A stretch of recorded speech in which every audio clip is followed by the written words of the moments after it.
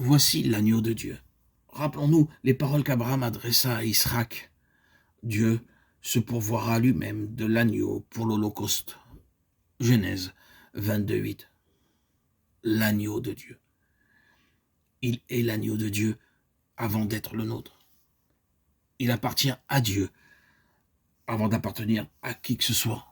Dieu avait besoin d'un agneau, car dans la personne de son Fils, pour cette vocation grandiose, cette mission, ou ce sacerdoce confié à l'agneau, l'objectif principal consistant à faire valoir les droits de Dieu était atteint.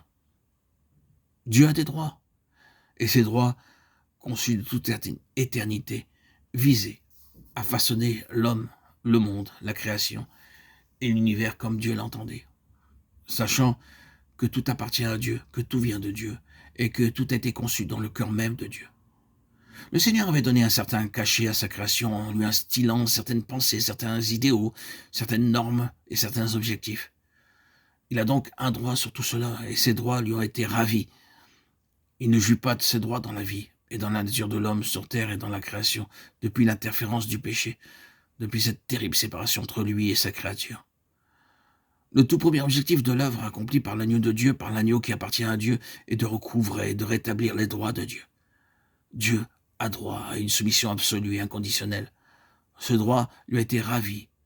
Et nous ne le savons que trop bien, c'est le fléau de notre cœur, combien ce manque de soumission à Dieu fait partie intégrante de notre être.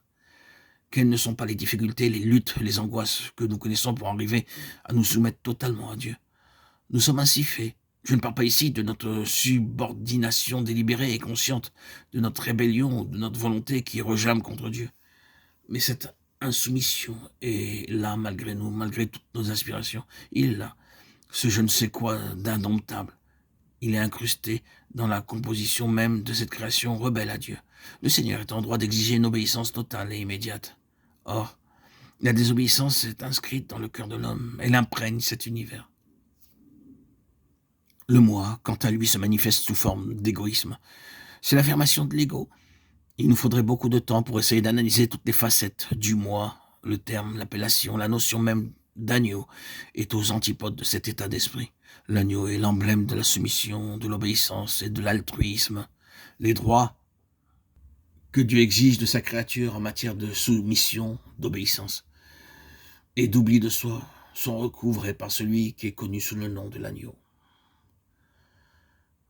Nous voyons très clairement que c'est en lui, c'est-à-dire dans la personne de l'agneau, que le cours de la nature déchue est complètement inversé.